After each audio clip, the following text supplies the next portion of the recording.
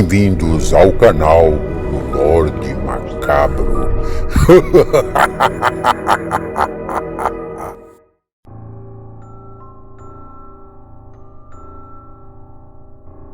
Olá, boa noite. Vamos para mais um relato do Lorde Macabro. Gostando do canal? Então se inscreva, comente, deixe o seu like. A Árvore das Almas Perdidas. Olá, boa noite a todos vocês que não me conhecem, mas eu vou me apresentar. O meu nome é José Agripino. Hoje sou aposentado e felizmente não trabalho mais, em função da minha idade já um pouco avançada e alguns problemas de saúde. Atualmente eu tenho 78 anos.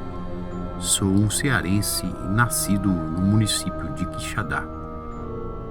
Aliás, Quixadá é também considerada uma cidade de muitos mistérios e histórias de fantasmas.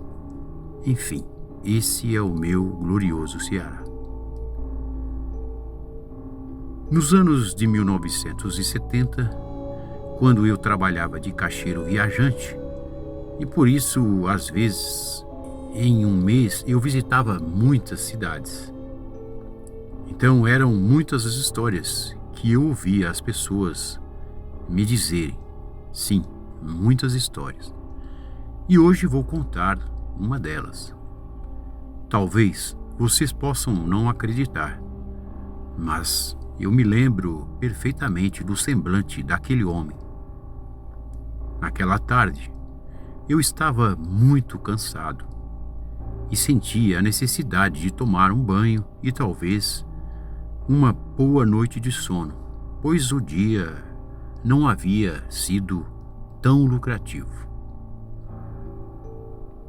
Com aquela mala bem pesada por ali, como eu trazia fumo de corda, isqueiros, desses abastecidos com querosenes e outras miudezas. Quando entrei naquele boteco, percebi que havia uns homens bebendo cachaça e um estava ali no canto isolado e bem carrancudo. O homem trazia em seu semblante algumas queimaduras na face esquerda.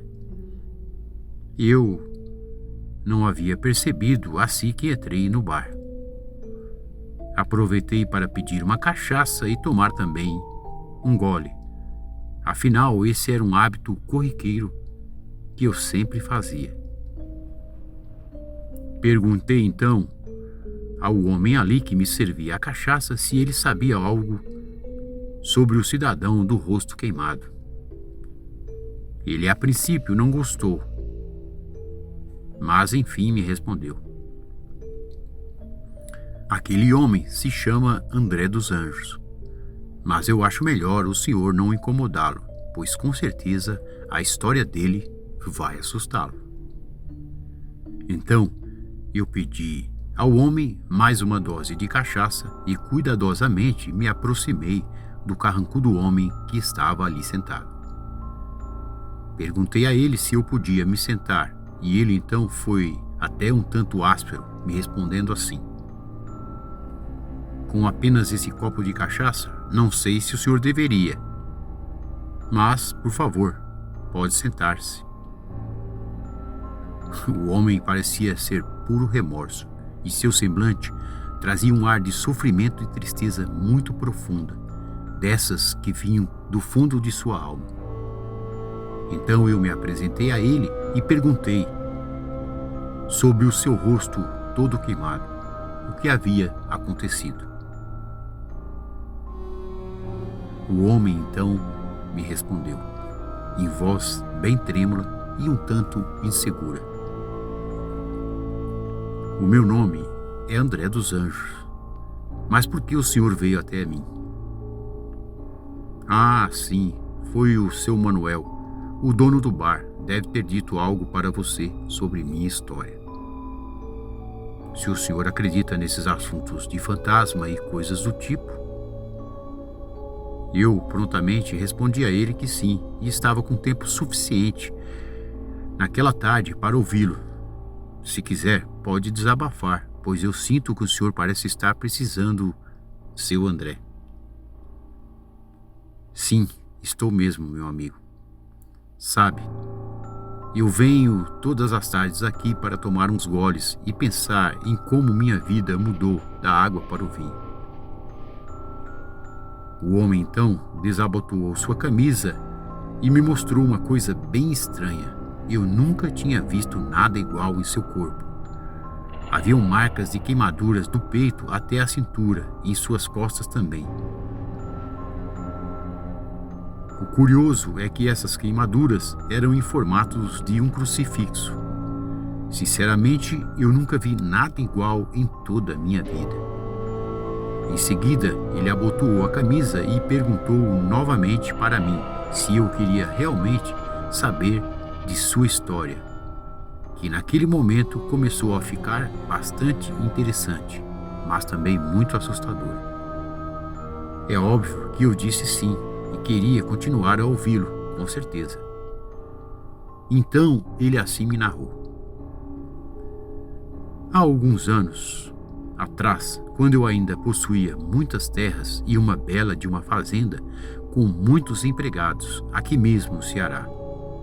Até que vivíamos bem, eu, minha esposa e minha filha Ana. Ana era uma jovem muito bonita e muito gentil que havia puxado a sua mãe Glória, que também era muito bela. Quando Ana completou seus 16 anos, nós ficamos muito felizes. E com os meus recursos eu pretendia colocá-la numa boa escola para talvez, quem sabe, ser uma médica dessas de renome. Enfim, quando tudo parecia bem, numa manhã, eu estranhei, pois Ana começou a vomitar sangue, e muito sangue, e gritar com dores fortes em seu estômago. Eu e minha esposa ficamos desesperados, sem saber o que fazer, pois o senhor sabe como era difícil um bom médico nessas bandas, além de ser muito caro também. Pedimos então a um dos nossos capatazes para que fosse à cidade mais próxima e trouxesse um médico. Então ele assim o fez. Quando o médico chegou, Ana já estava bem ruim, mas ele deu a ela uma espécie de xarope e fez algumas perguntas para mim e minha esposa Glória, sobre nosso histórico de vida, coisas dessas corriqueiras. O diagnóstico dele foi bem objetivo e muito doloroso. Segundo ele, minha filha Ana havia contraído uma doença muito grave, talvez um câncer, e ela precisaria de um tratamento com extrema urgência. Ver a minha filha naquele estado me consumiu de tanta dor, pois minha pequena filha Ana afinal nem havia desfrutado das boas coisas da vida, para ficar ali agonizando em dores lacinantes. Sabe, foi uma corrida imensa em busca de tratamento em clínicas das mais variadas, com tratamentos caríssimos, sem surtir nenhum efeito. Nós passamos a frequentar missas em diversas igrejas e rezávamos sempre em prol da melhora de nossa pequena Ana, mas de nada adiantava, pois ela só piorava a cada dia. As coisas começaram a ficar muito pior e ainda mais difíceis, pois tive que vender parte das minhas terras para arcar com os custos de um tratamento que não estava surtindo nenhum efeito. Ana só vivia de leito em leito com um tratamento invasivo e prejudicial, sem efeito imediato. Numa noite, enquanto eu estava no hospital junto com minha esposa, numa grande cidade, numa dessas sofríveis visitas à minha querida Ana, um médico nos informou sobre um cigano que vivia próximo dali, já que os tratamentos tradicionais não surtiram os efeitos esperados por nós. Ele disse que o tal homem fazia umas poções mágicas e que não tínhamos nada a perder. Então fomos ao tal homem. Quando lá chegamos, percebemos que o homem morava numa casa, um tanto velha, mas até que era bem limpa. O tal homem se chamava Miro e já era um senhor de idade. Eu e minha esposa ficamos assombrados, pois nem bem chegamos a ele e ele já começou a falar sobre nós e o estado de saúde de nossa filha Ana. Aquilo me assombrou de imediato. E eu ainda disse à minha esposa Glória para que fôssemos embora dali, pois aquilo parecia ser coisas de forças ocultas e muito poderosas. O misterioso homem esboçou uma leve gargalhada e retrucou: "Vocês não vieram aqui para salvar sua filha?" Então, mesmo assim, resolvemos ficar, uma vez que parecíamos estar calejados de tantas coisas ruins, e ouvir o que o sinistro homem tinha a nos dizer. Tudo o que ele fez foi me apontar um velho quadro que descansava ali, em uma velha parede feita com pedaços de tábuas, para dizer que ali estava a solução para a nossa filha, se nós tivéssemos coragem, é claro. Comecei a observar o quadro atentamente e percebi que nele havia uma grande árvore rodeada por várias cruzes. O local ele só me revelou depois de me passar em mãos um frasco com uma poção e que eu deveria tomá-la no dia seguinte. O homem então me orientou que na meia-noite do dia posterior eu teria que levar um objeto que Ana usasse para enterrá-lo em volta da tal árvore, depois de tomar a tal poção, e também mencionar uma espécie de dialeto que ele deixou anotado em um pequeno pedaço de papel, desses de embrulhar pão. Eu e minha esposa achamos um tanto loucura, quase esbocei uma risada, mas como não tínhamos nada a perder, e a cada dia Ana piorava mais e mais, os médicos já haviam nos preparados para sua morte iminente. Ana, nesse período, já estava em estado de coma e o tal homem disse que teríamos que ter muita coragem se quiséssemos salvá-la. Assim, então, me dirigi a tal árvore, sozinho, pois foi o combinado e dito pelo velho cigano. Era parte do estranho ritual. Minha esposa Glória ainda insistiu para deixar aquilo de lado e explicava que tudo que estávamos passando era porque Deus queria que fosse daquela maneira. Eu, porém, nunca pensei dessa maneira. Se fosse necessário dar minha vida pela minha bela princesa, eu o faria com muito prazer. Então, assim segui em direção a tal árvore. E quando lá cheguei, percebi que aquilo mais parecia um cemitério, pois tudo ali era sombrio e tenebroso e muito assustador. O tal ritual teria que ser feito à meia-noite, então eu peguei um crucifixo que Ana adorava usar. Inclusive, foi eu que havia dado para ela. Até seu nome eu mandei gravar naquele crucifixo. Notei que por ali haviam muitas cruzes fincadas, e em algumas delas tinham até nomes que eu nem fiz questão de observar, já que comecei a ficar com tanto medo, pois a meia-noite se aproximava e eu estava sozinho, apenas com uma lanterna e um pequeno punhal. Depois de ter tomado a tal poção, comecei a cavar ali, bem próximo à árvore e entre uma cruz e a outra. Aqueles momentos pareceram ser horas de terror e tensão, pois assim que eu comecei a cavar, alguns espíritos e almas começaram a brotar daquelas cruzes e começaram a me rodear, dando gargalhadas sinistras e bizarras. Tudo o que eu fiz então foi citar as tais palavras escritas naquele pedaço de papel e enterrar o crucifixo da Ana naquele local. O cigano havia me alertado sobre as tais visões e que eu deveria fingir não vê-las, senão eu poderia não sair vivo dali, pois aquele era uma espécie de portal em que os mortos ficavam perambulando. Num dado momento eu olhei para a velha árvore e me lembro que eu vi várias pessoas com trajes desses bem antigos, rodeando a grande árvore, como uma ciranda bem macabra. O mais estranho é que essas pessoas não tinham pés, elas literalmente flutuavam em volta da tal árvore, como almas penadas, presas àquele lugar maldito. Depois de alguns minutos, eu apaguei e só acordei no dia seguinte, com uma dor de cabeça horrível, como se tivesse levado uma pancada na cabeça, ou talvez em função da tal poção que havia tomado na noite anterior. Me levantei e fui embora para casa, onde minha esposa me esperava ansiosamente e muito preocupada. Naquele mesmo dia, eu recebi um comunicado para comparecer imediatamente ao hospital, onde Ana se encontrava internada. Eu e minha esposa já esperávamos pelo pior, pois já tínhamos ciência do estado grave em que ela se encontrava. Ficamos muito surpresos, pois assim que chegamos ao hospital, Ana estava lá em pé e muito lúcida, com uma disposição invejável. Os médicos ficaram boquiabertos com os tais acontecimentos. Mas enfim, tudo o que fizemos foi levar Ana para um pequeno sítio que havíamos comprado depois de vender a maioria das minhas terras. Nunca dissemos a Ana sobre o tal ritual, pois para nós o importante era ela estar ali e viva. O dinheiro era importante naqueles dias, mas podíamos reconquistá-los de novo. Bem, e foi assim, tudo parecia caminhar bem, quando depois de algumas semanas, Ana começou a se queixar de dores novamente. Então, eu comecei a ficar assombrado, uma vez que tudo ia bem. E mais uma vez tivemos que interná-la, só que dessa vez ela não resistiu e infelizmente morreu dias depois. Aquele dia foi como se meu mundo tivesse desabado. Depois de tudo que fiz, até mesmo o tal ritual macabro que o tal cigano nos orientou a fazer, minha esposa ficou tão mal, que não suportou e morreu dias depois com um infarto fulminante. E eu então comecei a beber demais, beber e beber. Numa noite, no meu pequeno sítio, quando eu estava me preparando para dormir, eu comecei a ouvir barulhos do lado de fora.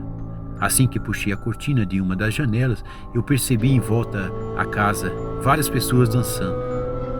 Eu logo as reconheci como aquelas almas que presenciei na tal árvore. Naquele dia, quando amanheceu, percebi que nos pés de minha cama havia um punhado de terra preta, que parecia muito com as terras que rodeavam aquela maldita árvore em que eu enterrei o crucifixo de Ana. Na noite seguinte, eu já tinha tomado uns goles de cachaça para dormir, pois era a única maneira de me livrar do remorso e ver minha filha morta e minha mulher também, que havia acabado de falecer. De repente, eu comecei a ouvir uma risada macabra. Então me levantei assustado, depois de algo bater muito forte na minha porta, como se tivessem lançado algo contra ela. Assim que eu abri a porta, então, eu me deparei com aquele crucifixo que eu havia enterrado naquele lugar maldito. Eu fiquei apavorado, pois como o tal objeto havia chegado de tão longe, e como se naquele dia eu estava lá, mas eu estava sozinho. Já passava da meia-noite quando eu voltei para a cama. E assim que eu me deitei novamente, comecei a ouvir muitas vozes. E assim que eu olho para os pés de minha cama, eu vi, sim, eu tenho certeza. Era minha filha, ou algo que se assemelhava a ela. Mas, ali eu percebi que havia algo estranho, como uma criatura demoníaca no ar. Pois aquela sinistra aparição tinha um aspecto sombrio e macabro. A aparição então soltou um urro, abrindo sua boca macabra e negra em minha direção.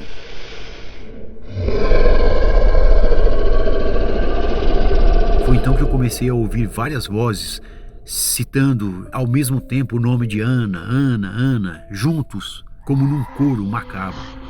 Eu então criei coragem e gritei para que aquilo me deixasse em paz e fosse embora. Aquela voz começou a me dizer na minha mente, Ana, Ana, e meu corpo começou a queimar e queimar. Eu não entendia o que estava acontecendo. Quando eu olhei, parecia que alguém me queimava com um ferro quente. E comecei a perceber marcas daquele crucifixo da Ana por todo o meu corpo. Aquilo queimava como nunca. Então a pequena casa começou a se queimar. Então eu saí correndo daquele lugar. Quando abri a porta, as chamas a consumiu parte do meu sítio. Mesmo assim, ainda eu me lembro que do lado de fora, em minha volta, haviam aquelas almas me cercando e gritando o nome de Ana, e Ana, e Ana. E ali mesmo eu caí desfalecido e não me lembro de mais nada. Enfim, quando amanheceu, tudo que me lembro é de estar num leito de hospital, com essas queimaduras e meu rosto e corpo todo enfaixado. Haviam por ali 2 policiais me interrogando e perguntavam para mim se eu havia acendido algumas velas naquela casa. Eu disse não. Da casa do sítio nada restou. As cinzas estão lá até hoje. Basta que o senhor vá ver. Se quiser, eu te levo até o local. Eu, como o senhor está vendo, vivo dessa maneira, como um zumbi morto, vivo, sem destino e sem nada. Acho que esse é o preço a se pagar por tentar alterar os cursos de nossas vidas. Assim dizia minha afinada esposa Glória. Na vida, nada acontece que Deus não queira, e talvez o diabo também pense assim. Essa é a história de André dos Anjos. Boa noite.